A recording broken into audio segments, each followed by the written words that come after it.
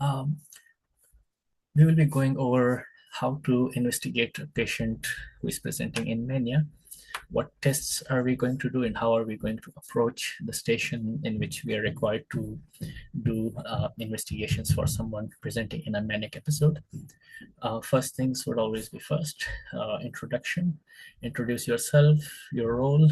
I'm Dr. Faz, one of the doctors in the ER or in the emergency department or in the urgent care, whatever the setting is given to you. Confirm that the patient is comfortable and confirm their identity. Do you mind telling me your full name and date of birth, or full name and age? And are you comfortable to talk right now? And move on to the investigations that you want to do. For example, for a patient in mania, we would like to do the following tests. So let's say I'm thinking of doing CBC, TSH, and blood alcohol and urine tox screen. How I'm going to explain that to the patient. Um, you present it to the ER or to the emergency department, or you can just call their first name. Jonathan, you present it to the ER, feeling quite energetic and haven't been sleeping, and we want to do some tests for you because we are concerned about a condition that we call bipolar disorder, in which one state is a maniac phase in which the person feels overly energetic, does not need the sleep for sleep, that does not have the need for sleeping 8 hours, or can work on 2 or 3 hours and have a lot of flight of ideas. Their brain keeps jumping from ideas and they become impulsive. That's why we're concerned that you may be experiencing the manic phase of bipolar disorder, and I'm going to do some tests for you. We're going to do a blood test for you to check for blood count. Make sure you do not have low blood count. You are not um, there are no signs of infections from your blood count, and we will do your thyroid check to make sure high thyroid is not causing your symptoms. We would also check alcohol level in your blood.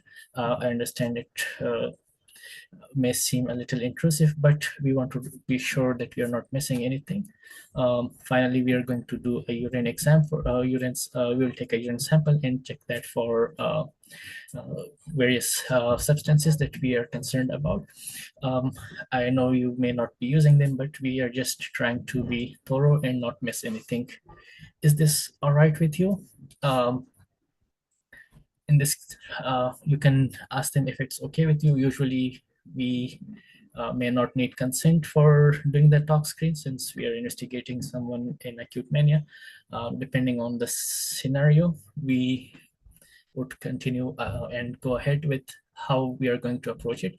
And then once they say okay or yes and no or however, then we will say we're also going to do some general tests for you to make sure your kidneys and liver are functioning good, and to make sure that your heart is good. That's why we would do the heart racing for you, or the electrocardiogram, which checks the activity of the electrical activity of the heart before we start your medication. We need these so that we do not give you a medication that may cause you harm. Does that plan sound okay to you, or does that plan make sense to you? Patient will say yes or no, and then you summarize it to them. So based on your symptoms, we think you're having a manic episode, and we want to do a blood count, thyroid function, liver function, kidney function, a tracing of your heart rhythm, and a routine an overall check for substances such as alcohol and other substances like cocaine, amphetamine, etc. Once we rule out these as the cause of your symptoms, we will start you on medication. Is that uh, a plan you agree with, or does that plan make sense to you? Done. Now, once you're done with the patient, you would be talking to the examiner. This would be 3 or 4 minutes.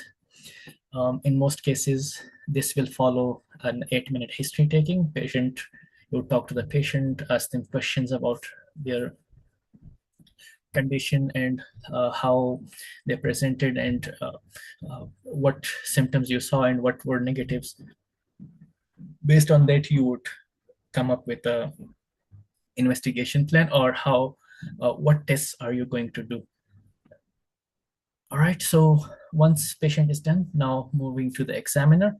Examiner is a doctor. In this case, you would assume that they're your attending or you're someone, they're someone you report to.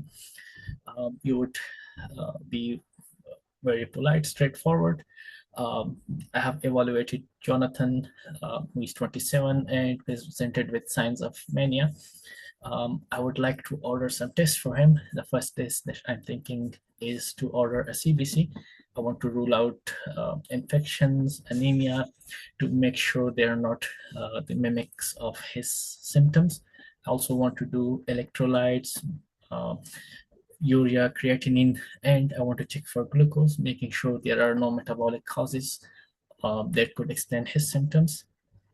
I'm going to do a thyroid stimulate, a TSH level for him to make sure he doesn't have hyperthyroidism, which can present with restlessness, insomnia, hyperactivity that may resemble a manic episode. Also want to do liver function tests, which would be a baseline before prescribing medications.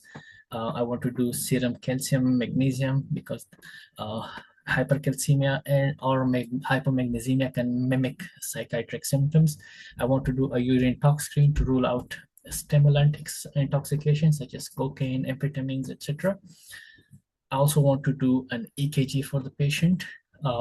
This is precautionary to make sure patient does not have QT, long QT syndrome, since some of the medications that we use for acute mania can prolong the QT further and cause arrhythmias if someone has long QT syndrome.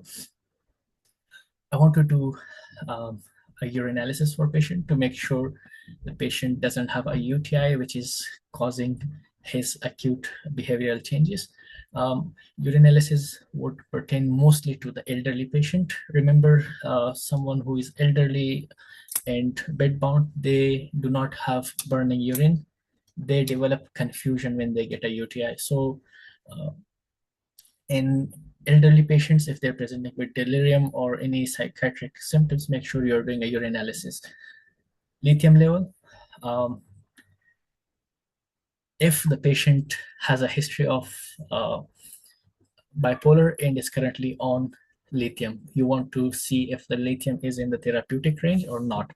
And sometimes if their lithium is high, high lithium can also present with tremors, insomnia, etc.